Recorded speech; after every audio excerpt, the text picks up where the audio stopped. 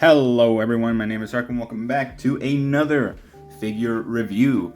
Today we're going to be taking a look at the green Anur God of Destruction from Beast Deities, as well as the pen holder and the bookmark that they included within the package.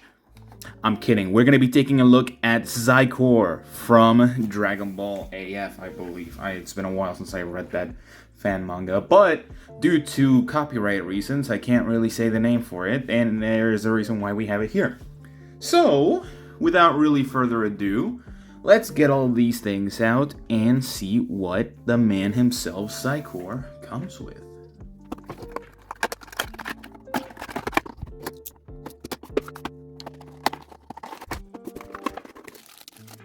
Alright, so here we have XICOR from Dragon Ball AF, and honestly, I gotta say he looks pretty good. He does have the same type of body as the Martialist Forever 3.0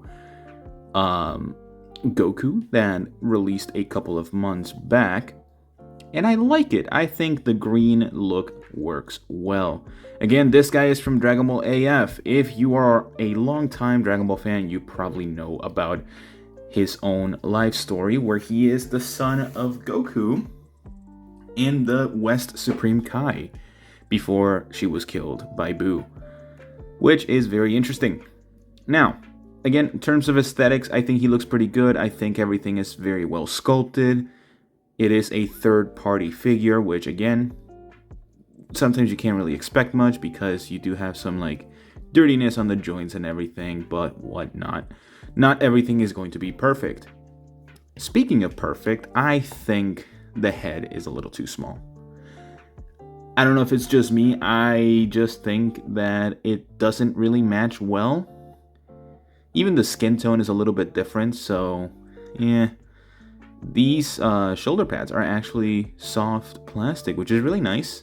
That actually will probably give it more range in the end. But everything else seems to be sculpted with the figure. Nothing else is soft plastic besides the belt and the shoulders right here.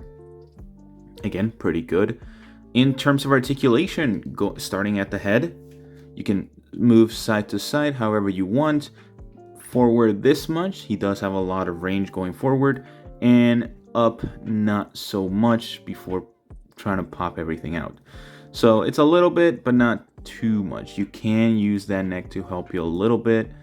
He is on a double ball jointed peg, which does allow him to get a lot more range, and you can swivel from side to side as well. Honestly, not bad at all. For the arms, you can T-pose him very well. You can't get any further than almost 180 degrees on both arms. So a little bit of a bummer, but you can twist it all the way around like any figure you would. And that is including with the arm. Oh god, I'm like twisting it weirdly. So he does have the same hinge that they used for a lot of figures and everything.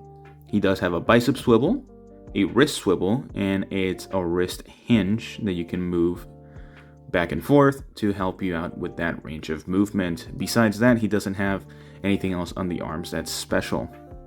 Torso, you can move it side to side, forward this much, and that's going to keep happening, isn't it? Let's just go the other way. I will say be careful with the hair. It's very spiky, not as spiky as some Dragon Ball figures, but you can move the torso forward that much for some ab crunch, and backwards this much, which is really good. I like it. And then of course you can pivot from side to side a little bit. Not the most, but it works. And of course you can move it around however you want. For the legs, the splits, almost a perfect split. I would pretty much call this perfect actually.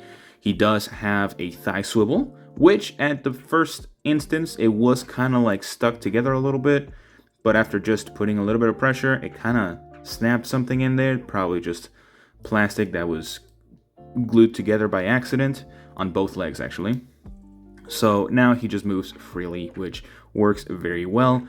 And it doesn't have much of an issue with actually going or transitioning between this section and the actual thigh of the figure, which some 3.0 figures from Dragon Ball have had issues with as of recently. He can kick forward that much and backwards not so much unless you like move it out of the way of the sculpted butt cheeks. So pretty good in my opinion. This is how it's going to look. So it's going to be going to the side very much if you want to move it out of the way. Again, knee joint is a double jointed knee, which works relatively well. He doesn't have a boot swivel, but he does have a foot swivel a little bit. And he can't really move it back and forth. So that's as far back as you can move it, and forward this much. Pivot, not so much. So it's a little stuck. I think mine is just stuck I think. And of course, last thing is the toe joint that doesn't seem to actually want to move. Yeah, so again, just to show it a little bit, the paint was stuck together at the section of the toe joint. So it's probably what happened here where I just heard some snap. Probably this thing will have it again. Yeah, so just move it and it'll be fine. Honestly, not a bad toe joint. It looks perfectly fine in my opinion. So yeah, there is the articulation for XICOR. Honestly, not bad. I like it. I understand why people really liked this body that Beast Deities has created for these figures specifically, and also the martialist forever Goku, which is great. But now let's take a quick look at his accessories, because there is a lot of accessories. Alright, so here we have all of the accessories that XICOR comes with, and honestly, there is a lot. Barring these three accessories that are like sort of the copyright stuff, which you should all understand by now. He does come with an additional Super Saiyan head, which is again beautifully sculpted. Pretty much the exact same as his regular hair color, just in yellow with some amazing golden gradient or orange golden gradient, which is perfect in my opinion. Now, he does come with 3 different faceplates, one smirking where it's just his regular face, a teeth gritting faceplate, and a shouting faceplate.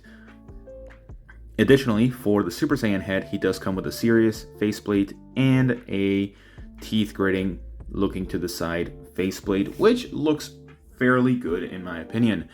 And there's also a faceplate for what I'm guessing is a Goku of some sort, which has the same look as a Super Saiyan 3, but I'm not entirely sure. So if I'm wrong, let me know down in the comments.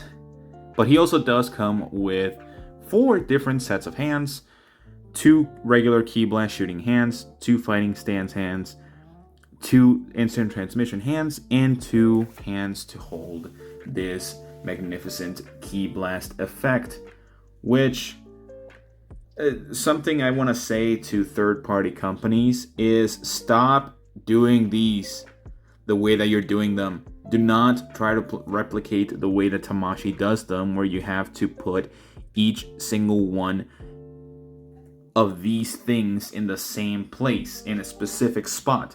Just make it so it's a hole that's slightly smaller than the peg for the hand, and just let me insert it there. Let me insert these rays of whatever they are, of energy, onto the thing, because it took me nearly 10 minutes trying to figure out where to place each and every single one of those things, and I hated it. Same thing happened with the Super Saiyan 2 Gohan and Goku Ghost Pack that I checked out earlier this week. I hated that one, and I hated this one. Especially because they're translucent. I could not see where the freaking pegs were. So, that's just my one little rant for this video. Now, after taking a look at all of these things, I'm going to be translating over to my final thoughts. I do think that this figure is very well done. I am actually surprised, and for the price that he was, it wasn't that bad actually. He comes with a lot more than I expected. Granted, this figure was around $74 after shipping and taxes for me, which honestly is not bad. I'm not mad that I actually paid good money for a good looking figure with a lot of accessories that I can definitely take advantage of. So I'm very happy about that because I'm giving this figure a 9 out of 10, which I did not think I was going to do, but I really like it. Again, I already mentioned all of the things that I like about this figure, besides that key blast effect. Assembling that thing was just not it. I'm sorry. But yeah, I would like to know what you guys think about this figure. Do you like the character? Are you familiar with the character? Did you grow up in a time where Dragon Ball was like the most scarce thing, where you couldn't find any good material, and then it was all carried by the fan mangas and everything before 2010s, before Kai, before Super, all that kind of stuff? Let me know. I would love to know. But yeah, that is all the time I have for you guys today, and I will see you all in the next one. Bye-bye.